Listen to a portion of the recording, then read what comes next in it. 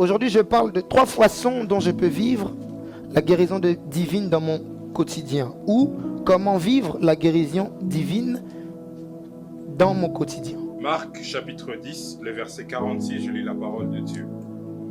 Ils arrivèrent à Jéricho. Et lorsque Jésus en sortit avec ses disciples et une assez grande foule, le fils de Timée, Bartimée, mendiant aveugle, était assis au bord du chemin. Il entendit que c'était Jésus de Nazareth. Et il entend que Jésus passe. Aujourd'hui, Jésus passe ici. Et il se mit à crier, « Fils de David, Jésus, aie pitié de moi !» Plusieurs le reprenaient pour le faire taire. Il criait beaucoup plus fort, « Fils de David, aie pitié de moi !» Jésus s'arrêta et dit, « Appelez-le. » Ils appelèrent l'aveugle et lui dirent, en lui disant, « Prends courage, lève-toi, il t'appelle. » L'aveugle jeta son manteau et en se levant, vint vers Jésus. Jésus prenant la parole lui dit, « Que veux-tu que je te fasse ?»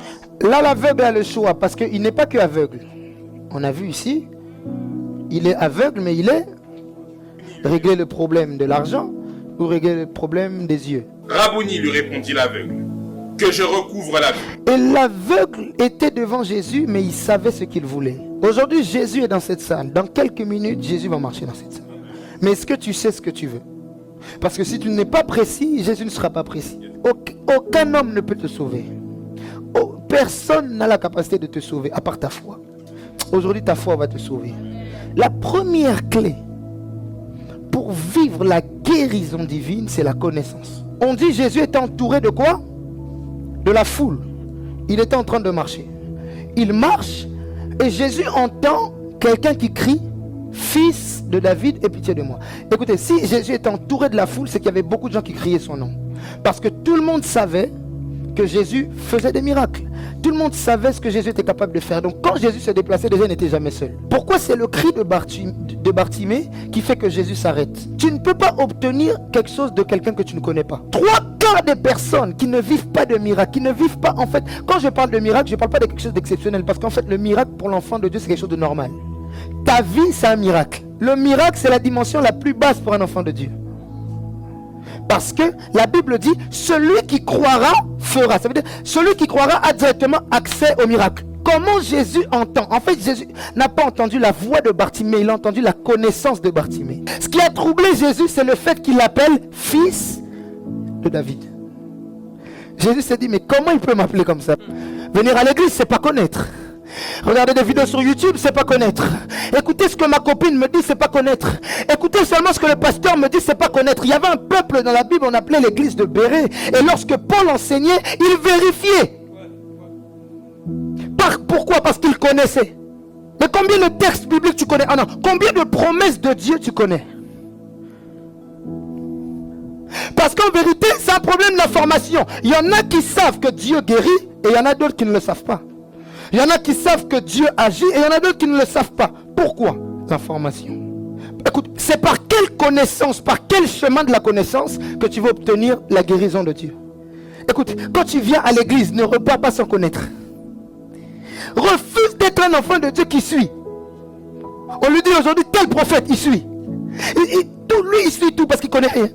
Tu ne connais pas que Dieu guérit, tu périras par la maladie.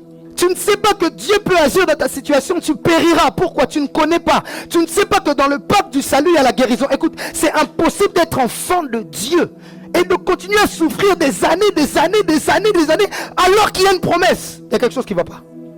Appuie-toi sur la promesse. Et ce que j'aime, c'est que nous ne croyons pas à un Dieu qui doit faire ses preuves. Jésus-Christ a déjà fait toutes ses preuves. Écoute, le simple fait qu'il soit mort et ressuscité, citez-moi un autre qui est mort et ressuscité. Jésus-Christ n'est pas en train de t'enseigner à croire en lui. Il a déjà fait ses preuves. Le problème se trouve de ton côté. Est-ce que tu crois? C'est impossible que tu vives une relation avec Dieu et que Dieu soit le même Dieu de ton voisin. Non, c'est pas possible. On parle de relation. Ça veut dire avec chacun d'entre nous. J'ai vu une statistique hier. Il y a plus de 3 millions de chrétiens sur la terre. Vous imaginez 3 millions de chrétiens sur la terre. Et pourtant, tous ont une relation personnelle avec Dieu. Deuxième point, protéger sa foi. Tu veux vivre des miracles quotidiennement avec Dieu, tu dois apprendre à protéger ta foi. Comment protéger sa foi? En fermant ses oreilles à ce que Dieu n'a pas dit. Comment tu veux vivre des guérisons pendant que toi, tu es entouré des personnes qui te disent « Ah, Ça n'existe pas. Tu sais ce que ça fait? Ça pollue ta foi. Ça diminue l'impact de la foi. Parce que la foi vient de ce qu'on... Fermez ses oreilles à ce que Dieu n'a. Que la parole de Dieu ait la primauté dans ton esprit. Que la parole de Dieu soit la chose qui conduit tes pas. Écoute, normalement quand tu as des amis, ils doivent savoir. Ça on peut parler. Mais ça là, on touche pas. Tu vois ma foi, on touche pas. Parle de tes choses là si tu veux, on rigole. Mais quand c'est les choses de la foi, les choses sérieuses, on ne touche pas. Toi on peut blaguer avec ta foi quoi.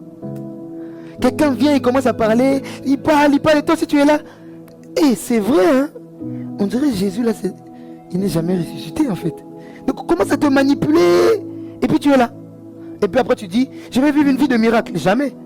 Tu es disqualifié pour le miracle. Parce que on arrive à créer en toi quoi? La connaissance. Une mauvaise connaissance. Ta foi n'est pas protégée. Parfois même ceux qui assassinent leur foi, c'est eux-mêmes.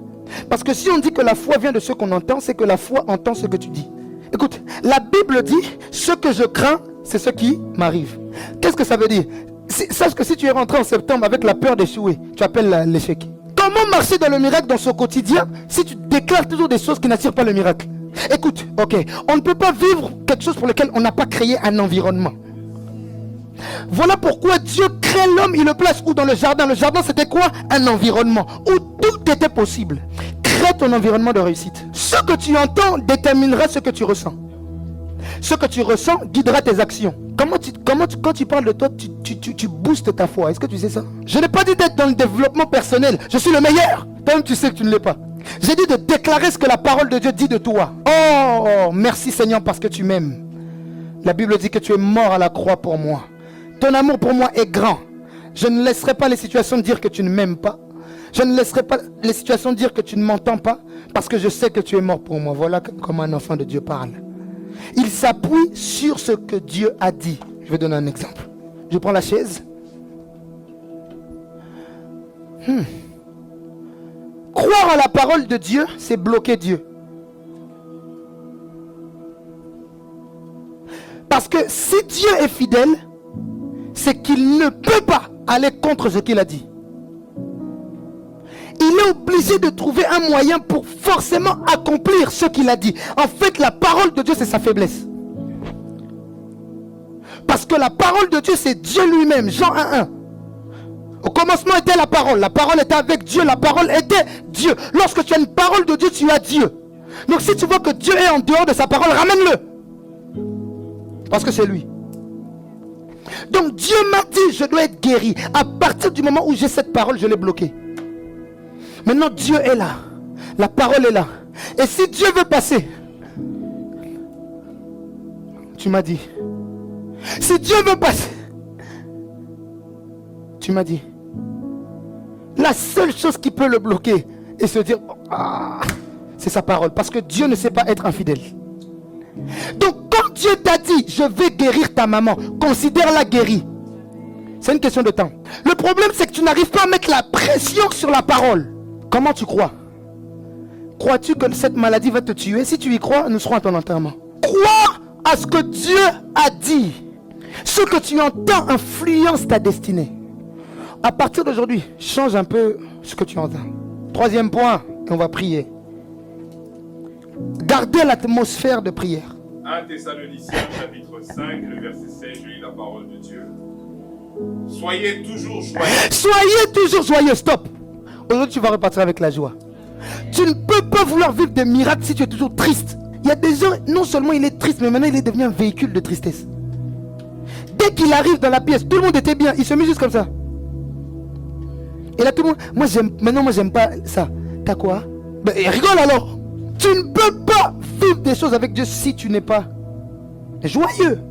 Mais quand on parle de la joie, là on parle pas des gens, ils sourient mais en bas ils pleurent. On parle des gens qui ont compris que la joie est une attitude de la tempête. Dans la tempête, je garde ma joie. Dans les bons moments, je garde ma joie. La joie ne dépend pas de mes situations. C'est une décision que je prends chaque matin parce que Dieu est là. Voilà pourquoi la Bible dit, soyez toujours. C'est un ordre. Soyez toujours. Dans ton voisin, toujours. Soyez toujours joyeux, peu importe les circonstances. Peu importe la nouvelle. Décide d'être joyeux. La joie, c'est une décision. Après, il dit, priez sans cesse. Ça veut dire que tu ne peux pas prier si tu n'es pas dans la joie. Écoute, quelqu'un qui vient te séparer de Jésus a signé sa séparation avec toi. Jésus est la meilleure chose qui te soit arrivée. Tu ne peux pas vouloir vivre une vie de miracle quotidien si tu n'es pas un homme, une femme de prière.